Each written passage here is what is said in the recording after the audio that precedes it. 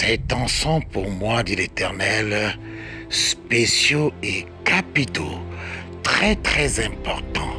Je démontrerai ma puissance à tous les habitants de cette nation, et le continent africain saura qu'il y a un Dieu qui existe dans les cieux et qui veille sur sa parole pour l'exécuter. Je viens me mouvoir d'une façon spéciale et surnaturelle, et tout œil verra l'œuvre de mes mains au travers des hommes et des femmes sur qui repose cette mission, celle de témoigner de mon existence comme jamais elle n'a été témoignée, celle de délivrer les captifs et guérir toutes sortes de maladies et d'infirmités. Réjouissez-vous de ce que longtemps j'ai parlé, prédit et annoncé ces choses, et qu'aujourd'hui j'ai décidé de les accomplir toutes. Alléluia. La femme, c'est l'image de l'église, n'est-ce pas? Je suis aussi venu ce matin dire à l'église qu'il y a un vent de la grâce qui arrive impétueusement. Oh non. Et ce vent de la grâce se manifestera, on va dire ça comme ça, pendant ce second septennat d'Ali Bongo Ondimba, le président de notre République, alors que ce monsieur qui est actuellement Premier ministre, chef du gouvernement, fait un travail remarquable. C'est un vrai serviteur de Dieu. Il est fidèle, n'est-ce pas, à celui qui l'a nommé, on va dire ça comme ça, à ce poste ô combien prestigieux et de responsabilité. Il est loyal à ce dernier. Il est vraiment loyal, le Premier ministre actuel. Il est dynamique. Il ne cherche pas son intérêt à lui, mais il cherche l'intérêt national. Alléluia. Il se bat comme il le peut.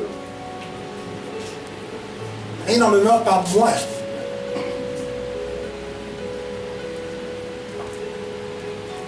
À cause à la fois du dynamisme et de la maturité que la femme gabonaise a atteint aujourd'hui, il plaira au Seigneur de la grâce et de la faveur d'élever pendant ce second mandat ou encore au cours de ce second mandat une femme dans cette nation aux prestigieuses et lourde fonction de Premier ministre, chef du gouvernement.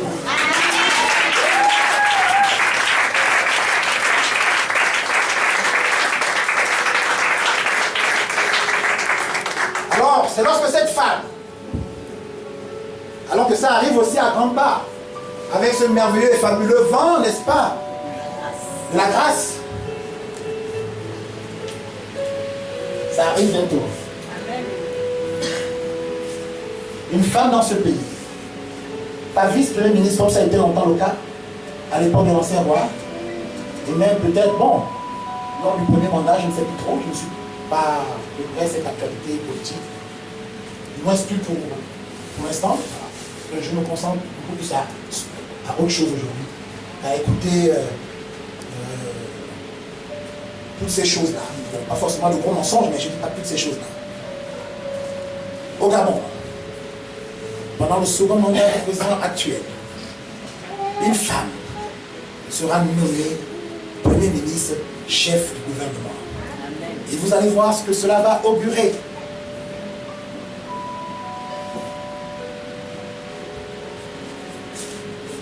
Ce n'est pas négligeable pour autant, même si ce n'est pas aussi assez important, un petit relèvement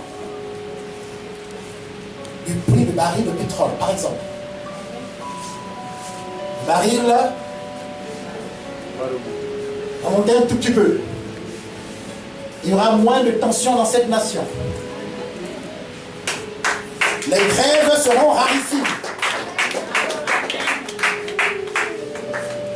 Les revendications et tout ce qui va avec. Alléluia. que nous avons, vous et moi, déploré pendant une bonne période ici dans ce pays. C'est un heureux présage, ne négligez pas cela. Lorsque je ne sais trop à quelle période du mandat du chef du pays, nous allons entendre le remaniement ministériel. Ouvrez grandement vos oreilles comme cela.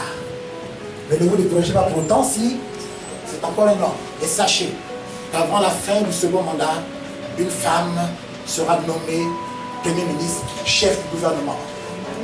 Où que vous vous trouverez, s'il vous plaît, bénissez Dieu, louez son nom, parce que je vous dis de la part du Seigneur dont je suis le serviteur, ce sera pour vous et moi, et pour la nation tout entière, un heureux et fabuleux présage. Ça va ouvrir de très très bonnes choses pour le bien et l'avenir de la nation.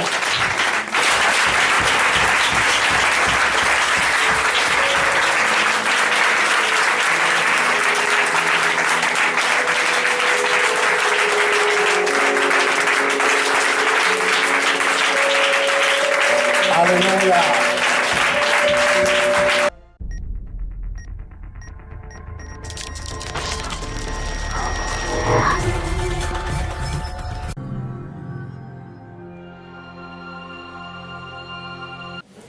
Laissez croire les deux ensemble. Vas-y. Et à l'époque de la moisson, Je dirais au moissonneur, arrachez d'abord l'ivraie. Arrachez d'abord par le blé. L'ivraie. Arrachez d'abord l'ivraie.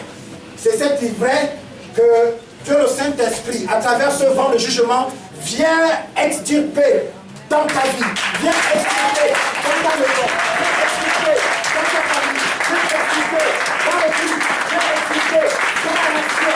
C'est le temps de la nation. Alors, on enlève d'abord, et bien évidemment, l'ivraie. Alléluia. C'est l'ivraie. Alléluia. C'est ce qui est mal en toi, que Dieu, le Saint-Esprit, ne se souvient pas avoir semé, avoir déposé, que le Seigneur vient enlever, afin que le blé que tu es, le blé qui se trouve en toi, ce riche potentiel, et combien de qualités qui se trouve enfoui en toi, puisse, n'est-ce pas, éclore, puisse émerger, puisse s'extérioriser et être vu et apprécié de tous et de chacun. Alléluia. Laissez croître les deux ensemble. On laisse pousser les deux ensemble. Nous sommes issus d'une même maison, spirituelle comme charnelle. Nous sommes dans une même assemblée, dans un même comité ou dans un groupe spécifique. Et Dieu seul sait qui représente le blé et qui représente l'ivraie. Il dit laissez croître les deux ensemble, laissez évoluer les deux ensemble jusqu'au temps de la moisson. Mais le temps de la moisson, c'est ce temps-là. Que s'est-il passé au temps de la moisson? On a enlevé quoi? Je dirais au moissonneur, arrachez d'abord l'ivraie et liez-la en gerbe pour la brûler. Tout ce que Dieu ne se souvient pas avoir planté en toi, tout ce que Dieu ne se souvient pas avoir planté ou suscité dans une quelconque assemblée ou église de ce monde, il vient l'enlever. Pourquoi? Parce que c'est le temps, n'est-ce pas, de la moisson. C'est le temps de la récolte, c'est le temps de la moisson. Mais il y a quelque chose justement qui doit d'abord se faire au préalable. Parce qu'il est écrit dans la parole de Dieu que le jugement commencera d'abord dans la maison de Dieu. 10, 20, 30 ans, 15 ans en Christ. Oh là là, tu pries matin, midi et soir. Sans interruption. On dit oui, là, celle-là, elle est sur la brèche. Ah oui, là, non. Oh non, c'est non le feu, il est puissant, là.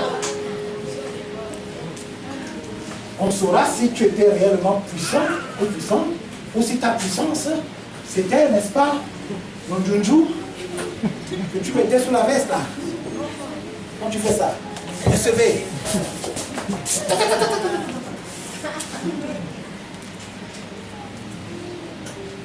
Dieu ne t'a jamais appelé activité encore moins établie, à cause peut-être du chômage qui bat son plein aujourd'hui, au niveau national, ou pour une quelconque autre raison, tu t'es levé un bon matin et tu as observé pendant longtemps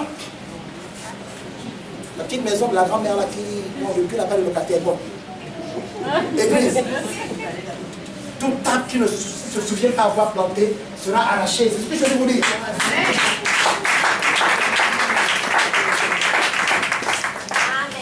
C'est grave hein, ce qui arrive. Mais même là, hein, je ne sais pas si tu seras capable de dire ça. Je vous dis de la part du Seigneur, loin de vouloir juger qui que ce soit, je suis venu dire à l'église,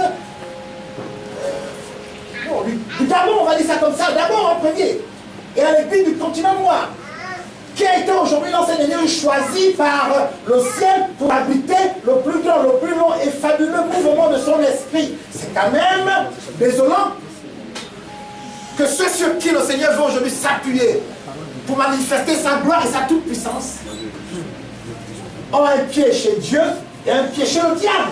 Amen. Mange encore, n'est-ce pas, le bois sacré. Se retrouve à la fois dans les réunions ecclésiastiques et religieuses que dans les réunions franc-maçonniques. En collègue, avec des blancs chevaliers, et des petites prises là et tout. Amen. Où est-ce qu'on a vu ça? Et on s'étonne que l'église ne règne pas. L'église continue à être achetée. Il suffit qu'un certain monsieur mortel, dont Dieu seul sait quand est-ce qu'il partira de ce monde, fasse ça, qu'on a coup comme des petits chiens. Qui a dit ça? Nous sommes des patrons, nous. Nous sommes les chefs de ce monde. L'église. L'église.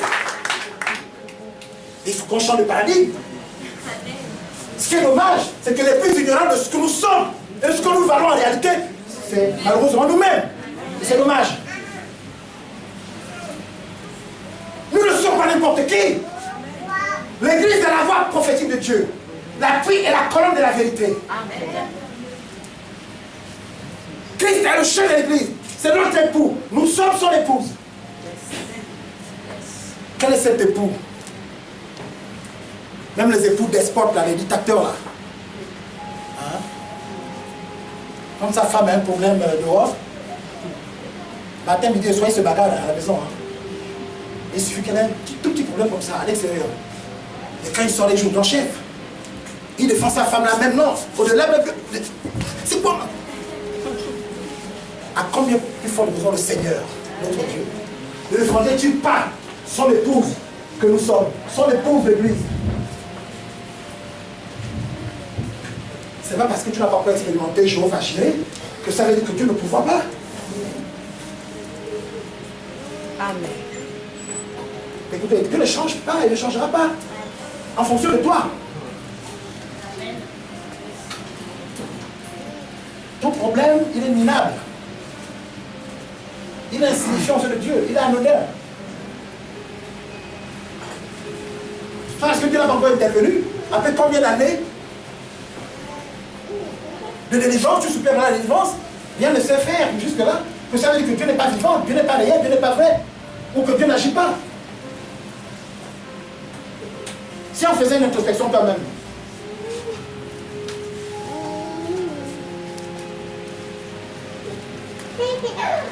tu es certain ou certaine qu'il n'y a rien en toi aujourd'hui qui puisse empêcher, au Dieu de toute grâce et de bonté, d'agir dans le domaine pour lequel tu aimerais qu'il intervienne. Je suis aussi venu te dire ce matin, ce n'était pas encore le bon moment. Ce n'était pas encore le temps favorable. Alors qu'il est arrivé ce temps favorable. Regarde et vois comment ce vent de la grâce qui a commencé à te côtoyer sans que tu ne t'en rendes compte parce que tu n'as pas la révélation de toi-même. Bon, tu t'es dit, mais ça c'est toi. Non, tu n'as encore rien vu, tu vas bien voir. Regarde comment Dieu vient résoudre, voire solutionner ton problème.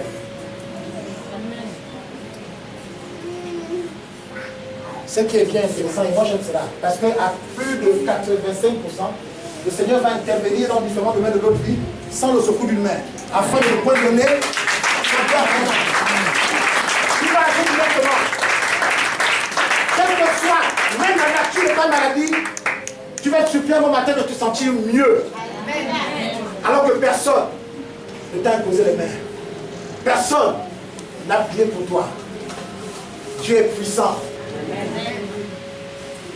Et je lui rends grâce, sincèrement grâce, de ce qu'il a résolu aussi, n'est-ce pas, dans ces derniers jours, d'agir à cette dimension. Tu es au travail. Tu ressens comment la présence de Dieu t'environne, t'enveloppe. Il va faire des choses extraordinaires. Il va bénir, il va guérir. Il va ouvrir des portes incroyables. S'il est là, dans la vie de ses enfants et son peuple, dans cette nation, comme ce fut le cas en Égypte, va régner et sortira, n'est-ce pas, avec des cris de joie, des cris d'allégresse. Ce pays a une histoire, mes amis. Ce pays a une histoire. Ce pays a une histoire. Laissez croître les deux ensemble jusqu'au temps de la moisson. Alléluia.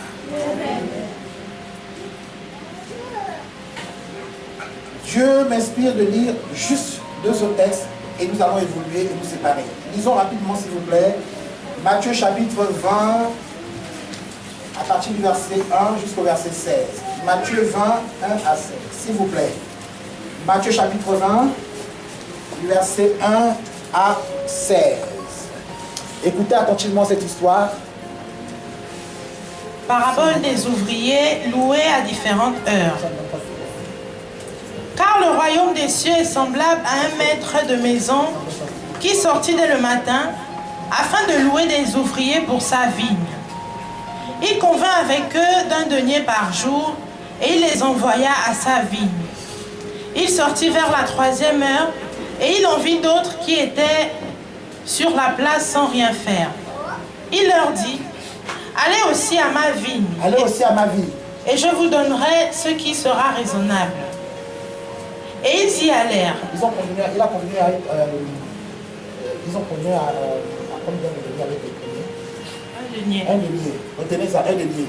Vous preniez, non, ils sont sortis à quelle heure? Ils sont appelés à quelle heure? À la première heure?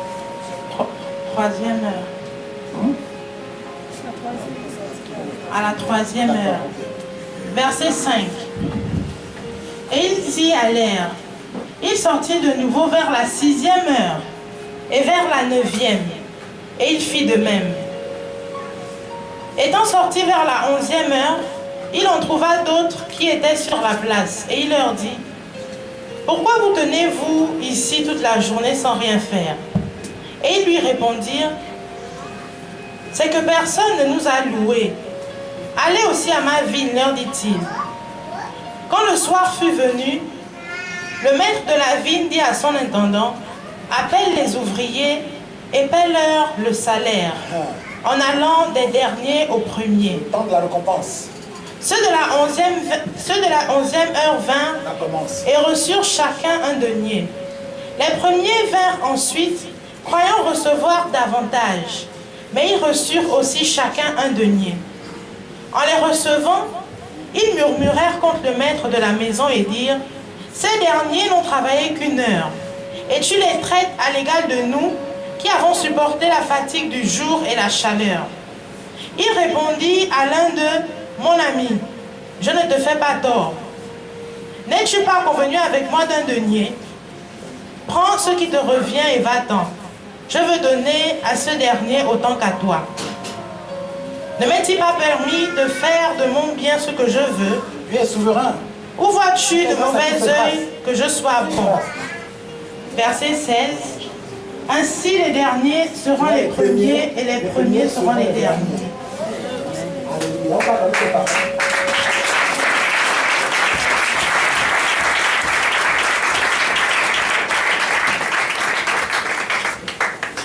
Il y a un danger dans ces temps.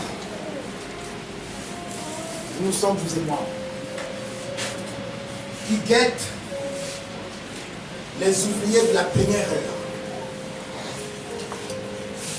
Les premiers chrétiens les premiers pasteurs, les premiers prophètes, apôtres, etc., les chrétiens des années 80, des années 70 même, il y a un danger qui guette cette catégorie de chrétiens, c'est la jalousie. Dieu fait grâce à qui fait grâce.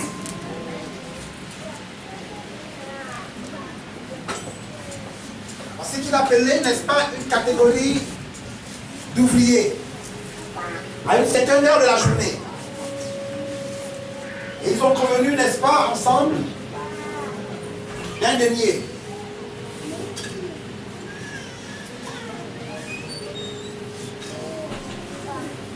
Il va appeler d'autres ouvriers.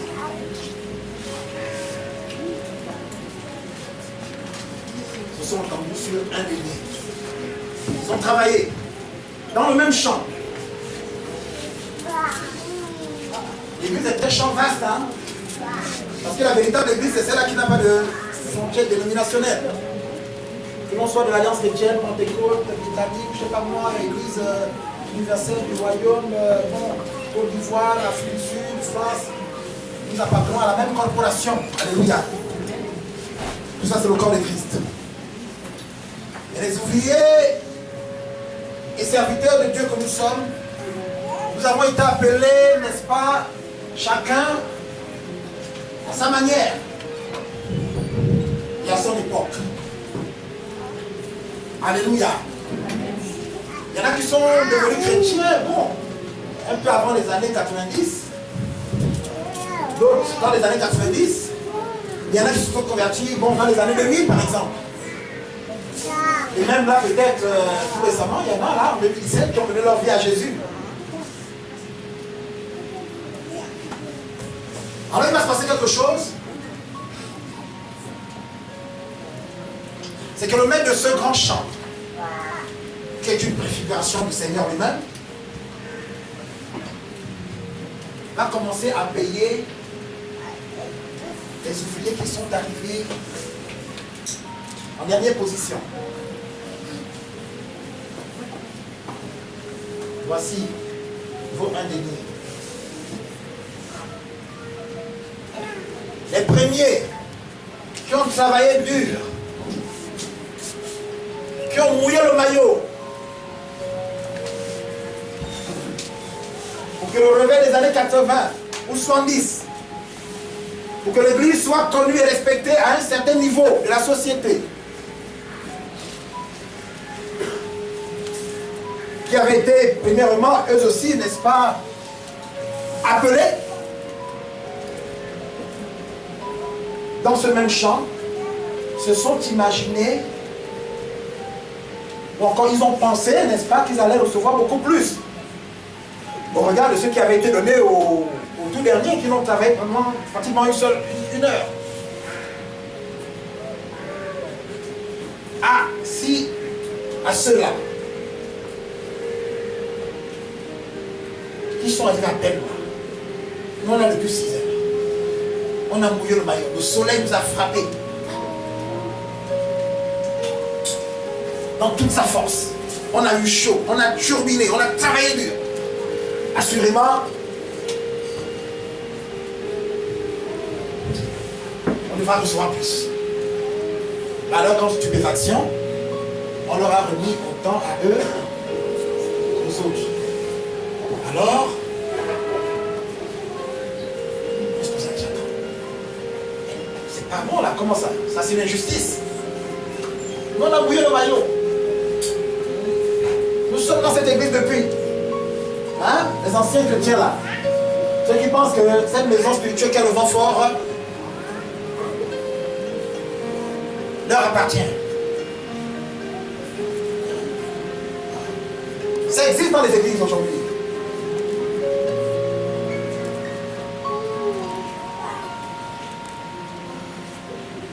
Je suis là depuis 10 ans. Je suis là depuis 15 ans. Je suis là depuis 5 ans. Je suis très proche du pasteur de London. Le prophète Elie Martial. La prophétesse Stéphia Marie. Non, c'est nous là. Les chefs ici, c'est nous. Les chefs ici, c'est nous. On est là le plus haut. Oui, c'est bien. Mais Dieu se sait. Alors les derniers vont être payés les premiers. Et les premiers vont être payés les derniers. Et ils vont recevoir le même salaire. La jalousie guette les ouvriers de la première heure. Qui qu'ils verront. Les tout derniers. Ce que Dieu a appelé tout récemment. Ce que Dieu va susciter dans ces derniers jours. Et élever à un très haut niveau.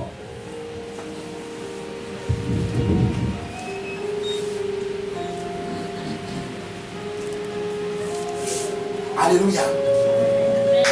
La jalousie, attention.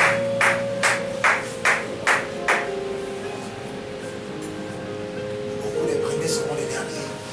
Et les derniers les premiers. Il faut être fidèle. Il faut persévérer. Jusqu'au bout. Supporter l'affliction. Supporter la souffrance. Les difficultés. Ne pas abandonner trop vite. Comme souvent, et malheureusement, nous le faisons quelquefois. Il faut endurer le service. Parce que très souvent, c'est lorsque nous sommes sur le point d'abandonner que Dieu est aussi, lui, sur le point, n'est-ce pas, d'agir. Et parfois, nous passons à côté. Nous ne sommes pas à l'endroit où il fallait que nous soyons. Nous ne sommes pas à l'endroit favorable. Le temps est parfois favorable, mais tu n'es pas à l'endroit idéal.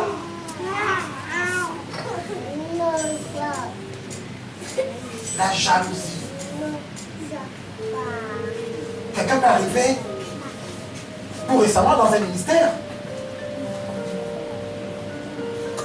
et être élevé par le Seigneur au-dessus des anciens.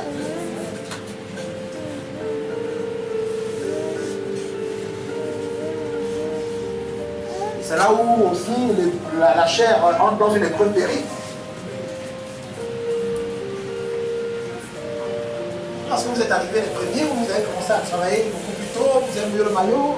Bon, forcément Dieu fera de vous des chefs permanents au-dessus des autres, non. C'est valable dans vos administrations.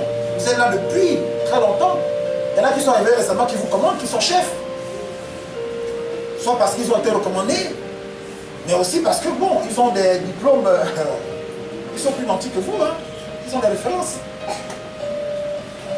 Ce n'est pas toujours parce qu'ils appartiennent à des cercles, tout cela, non, compliqués. Mais ils vous commandent bien aujourd'hui, non?